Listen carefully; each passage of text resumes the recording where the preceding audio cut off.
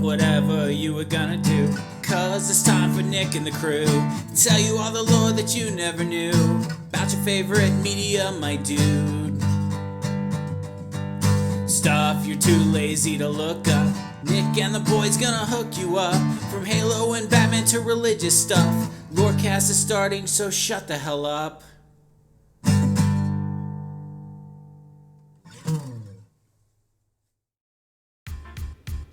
Imagine, if you will, the year is 2005. It's later in the year and Star Wars Battlefront 2 is about to come out. Now, at the time, we didn't have enough money to buy a brand new game, but there was another game that came out earlier that year that I really wanted to play. Today we're going to be talking about that game. In this episode of BeetleCast, we'll be talking about the original Xbox game, Star Wars Republic Commando.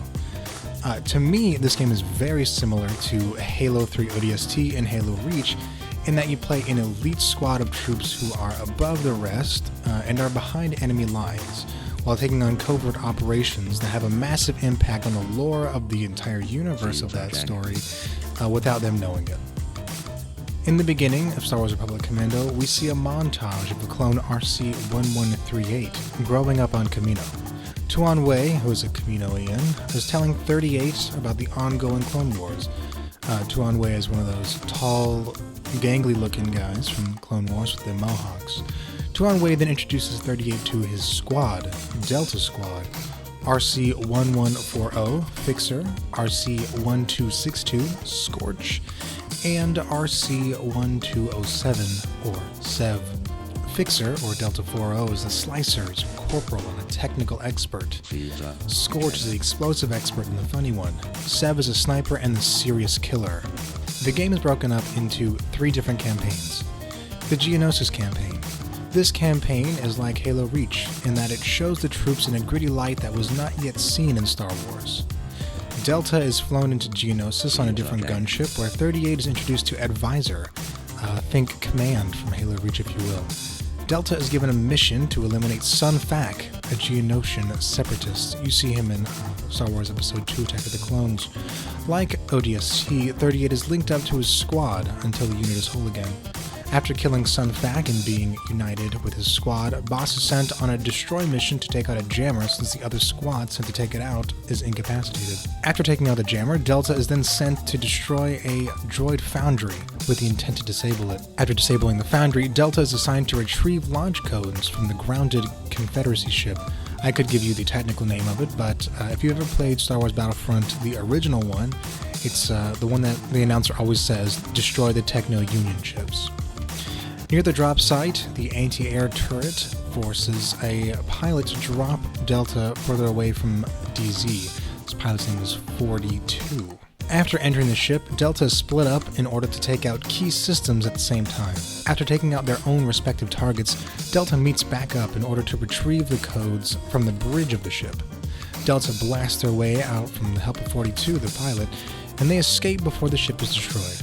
Next is the Prosecutor campaign. At the beginning of the game, we see a large troop, a large platoon of clones going into an Acclamator-class ship called the Prosecutor. So this was 38's and the Delta Squad's first home. This is where the game turns into a semi-horror game. It takes place just about 1 year after Geonosis. This was Delta's first home, as mentioned earlier. Delta is sent in after 2 weeks of no communication. Delta is separated into 4 data locations. Boss is to retrieve flight record data, Sev is to get sensor logs, and Fixer is to get data from the data core. Static takes out comms, leaving Delta without Advisor's company. Delta keeps pressing on. Scorch warns Boss on Static of Advisor and is attacked, but doesn't respond. Boss finds a confused trooper that quickly is killed by a scavenger droid. Boss gets Sev's location, which he is incapacitated by a new enemy that we haven't seen yet in the game, Trandoshans. Boss meets up with 4-0, and together they assist Sev by eliminating Trandoshans that are keeping him down. The trio make their way to the detention area where 6-2 is being held, with Boss reviving him, making the squad full yet again. Delta takes out the jammer, welcoming Advisor back to comms. The squad makes their way through multiple hangars, fighting off hordes of Trandoshans until a massive separatist ship comes in and bombards the Prosecutor. not exactly how I would describe this ship. I could give you the technical name, yes, but it's more like one of those crescent moons with a ball in the middle. If you know what I'm talking about, if you've seen Star Wars, you know what I'm talking about. Delta makes their way to the control room where they slice 3 terminals at the same time in order to turn on the cannons. Another Acclamator ship comes in to aid in and draw fire. The ship is secure with the elimination of that Separatist ship. The third and final campaign that takes place in Republic Commando is the Kashyyyk campaign. This is the first canonical viewing of Kashyyyk. Technically, you saw it in the Star Wars Holiday Special, but no one counts that. Even Harrison Ford himself forgot that he was even in it. So as war rages on, the Wookiee homeworld of Kashyyyk is calling for help. Wookiees are being enslaved by Trandoshans with the assistance of Separatist weapons. Delta is tasked with saving a Wookiee chief, Tarful. This is one of the first look at General Grievous and his guards. Delta fights and destroys 2 of the guards, and Grievous escapes. Delta saves Tarful, and they are then tasked to get onto 4 anti-air turrets. Each member starts to break off one by one, letting Boss fight each enemy they encountered one last time. Delta is to regroup.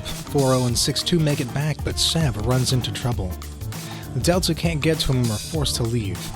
Advisor tells Delta they were the advance force of a full-scale Kashyyyk invasion, with orders coming straight from Master Yoda himself. This is the end of the game, and the game is a loose bridge between the Clone Wars and Revenge of the Sith. So, some of the great things that connected, it's the first sighting of Kashyyyk, one of the first looks of Grievous, a darker, grittier look at Geonosis, and actually a lot of Mandalorian lore can be connected. A lot of their battle music is heard within the game. Specifically, the title screen song, that is a Mandalorian war song. Just like ODST, this is a middle of a story. In ODST, the troops are fighting just before an invasion of their planet. Same as Reach, the commandos are part of something larger and they just don't realize it yet. So, this is the end of the episode. I have no further things from the game. I will read the books and maybe make an episode on each book. If you have any memories of this game, please tweet me at LoreCast6 and I can try and include it in maybe a fan mail episode.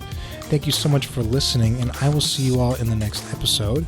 But before I go, this episode would not be possible without my friends. Friends like Andy and Benny and Noah, the first original LoreCast members. Devin of Beetlemilk and BeetleCast. You can find a link to his podcast down in the YouTube version or show notes. And friends from Podcast Evolved, without whom I believe that LoreCast would not exist the way it does now. And most importantly, thank you for listening. I'll see you all in the next episode of LoreCast.